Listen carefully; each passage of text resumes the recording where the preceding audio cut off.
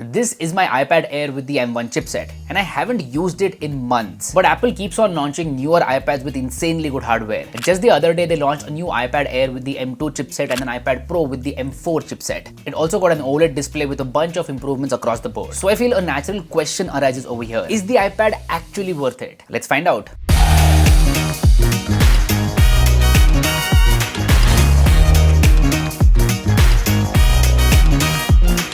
Hey guys, Harsh here and welcome back to Technologue. So about 11 months ago, I bought the iPad Air with the intention of replacing it with my MacBook when I travel. Why did I do so? That's because of the newer M series chipsets. The new M1 processor opened up a lot of possibilities on the iPad. Now I am a video creator and for my workflow, video editing is the main thing. Because of the new M1 processor, pro applications like DaVinci Resolve and Final Cut Pro came to the iPad. That's why I thought it's a right time to try out iPad, especially when I'm traveling. So that's what I did. I replaced my MacBook with the iPad when I was traveling and it went very bad. See, there is a learning curve for the iPad. I am used to a keyboard and mouse while editing, but the iPad has a touch interface and that is very weird for editing. And apps like DaVinci Resolve, Final Cut Pro don't have the full versions on iPad. There are a lot of features that you still don't get on the iPad versions. So naturally, I did the smart thing and went back to my MacBook and life has been super easy since then. So what do I do with the iPad now? This has become a very expensive media consumption device. That's all I do on the iPad. Watch movies, YouTube, TV shows, maybe some music here and there, and sometimes I will do scripting on it, but that's about it. That's why I'm making this video today. I made the mistake of thinking that an iPad can replace my laptop for my workflow,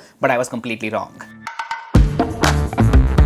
See, there are people who find the iPad very useful. Apple has designed the iPad in a way where it fits perfectly in certain workflows. Designers, architects, students, professionals, etc. These people find the iPad very useful and very convenient as well. Let's take a few examples over here. Say I'm a graphic designer, I like to sketch, illustrate. I will use the Apple Pencil with the iPad and my life is super easy. I create illustrations on Procreate, maybe I do logo designing here and there, maybe I do animations as well. For all these things, the iPad definitely makes sense, and even the higher end iPad Pro makes sense because that will give me the best experience, the smoothest display, the best performance, the best Apple Pencil performance, and a bunch of other things. So yeah, for designers, it's a no-brainer. The iPad is a very good device. Second example that we can take is of professionals. Say I'm a lawyer. I draft contracts, write emails, and attend a lot of video calls. For that use case as well, the iPad is a super convenient device. Same goes for students as well. Notes, research, assignments, online classes, for all these things, the normal iPad Air or even the base iPad will do. Students and professionals really don't need to buy the iPad Pro. Basically, what I'm trying to say is that the iPad actually makes sense for a lot of people.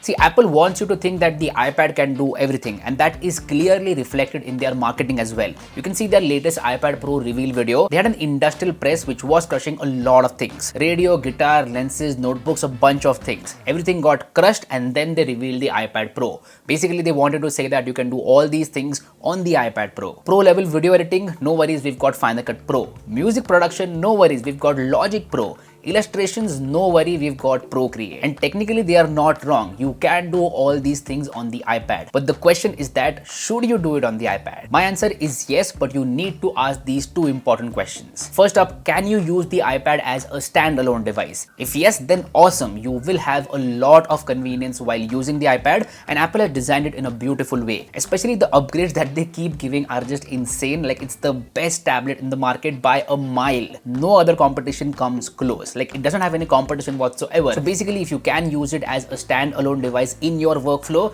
then it's going to be super convenient. Second question, can you add the iPad to your workflow to solve a particular problem? Say a graphic designer wants to sketch and illustrate. In that case, the iPad can be a very good addition to their workflow. Maybe they have their main machine, a MacBook Pro, Mac Studio, or any other device. They can add the iPad and make their workflow even better. So in that case, the iPad actually makes sense. But if these are not the cases, then you probably are going to spend a lot of money for an expensive media consumption device. And I've talked about this to other creators as well. Creators often carry their main laptop while traveling because they cannot survive without it. They like to edit videos on their main machine and not on an iPad. And same goes for a lot of other scenarios as well. My sister is a CA, she does a lot of work in Excel, and even Excel works better on the MacBook. It doesn't work that well on an iPad. And the main reason for all this is iPadOS. iPadOS is still the limiting factor for iPad. macOS, Windows, Linux are still better as compared to iPadOS for professional work. I will give you a very solid example over here. Say I want to download a font to use in my videos. On a Mac OS device, I will download the font, install it, and then I can use it. But the same thing on iPad is very weird. First, you'll have to install a third-party font installer application and then hope to God that the font that you downloaded will be installed on the iPad. There are a lot of issues and it is not as straightforward. And there are a number of such examples where iPad OS is the limiting factor.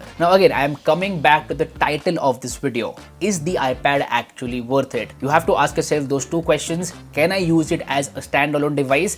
And can I add it to my workflow to solve a problem? If you get the answer, then go ahead and buy the iPad. Which iPad to buy, that again depends on your use case. If you're not doing a lot of heavy stuff, you can probably buy the base iPad or even the iPad Air for that matter. But if you're doing heavy stuff, then go for the iPad Pro. The hardware on the iPad Pro is just insanely awesome. Now I would love to know from you guys, what do you think about this topic? Do you own an iPad? If yes, then what do you do with that iPad? Let me know in the comment section down below. Let's start a conversation. I would like to mention one more thing over here. If I wanted a media consumption tablet, then I will not go with the iPad. I would probably go with a cheaper alternative in the Android space because that will save me a lot of money. I hope this makes sense. Thank you so much for watching. Do subscribe if you found the content worthwhile. My name is Harsh Punjabi and I'll see you guys in the next one. Bye bye.